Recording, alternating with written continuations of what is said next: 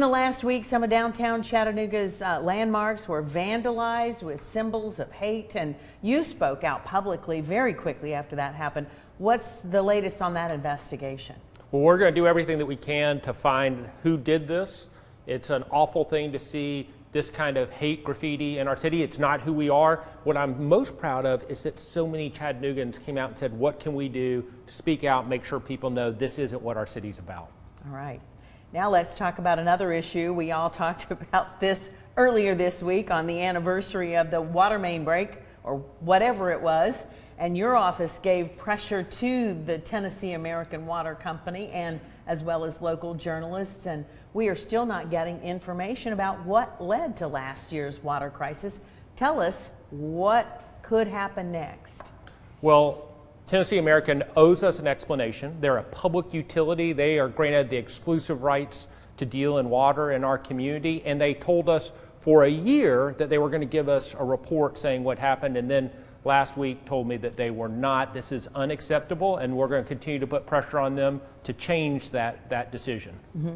Now, but before we came on the air, you mentioned the public, the Utility State Commission. Tell us how that might come into play.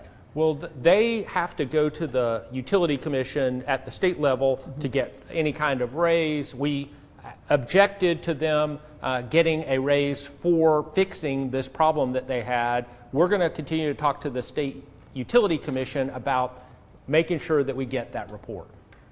Well, we'll look forward to seeing that. Hamilton County students and families are a few weeks into the new school year. Tell us about the city and how it's helping students and families learning remotely. Well, we know about 1 out of every 3 kids is actually doing virtual learning, and many of those kids don't have an environment that's conducive to that at home, and so we're opening up our youth and family development centers. Right now we have several dozen kids who are going there every day. We're not teaching them, that's not what we do, but we are making sure that the environment is right for them to learn in our development centers. All right, we're talking about the Stiles L. Hutchins Fellowship, and applications for that have recently opened. I think a lot of folks don't know what this is all about. It's fairly new in the city, so could you explain that to us? Sure. We want to make sure that we are a city where everybody can reach their potential. Part of that is growing and retaining our Black talent. The Stiles L. Hutchins Fellows are all about how do we do that, and so we take juniors and seniors at UTC, listen to their ideas, they go out and talk to more of the community, and then implement those ideas so that more people feel comfortable in our city and that we can grow our economic potential accordingly. All right, we can read about that on a website, find out a little bit more? You can always go to our cha.city website. It's got all kinds of different information, everything from COVID to Stiles Hutchins and many things in between. All right. The pool of candidates for Chattanooga's next mayor is growing, and we know you haven't endorsed anyone yet. Do you plan to do so? That's up to the people of Chattanooga. I'm not involved in that election. I don't plan to be involved in that election. I think every candidate has got to show what they're going to bring to the table, and I'm going to continue to look at that myself. All right.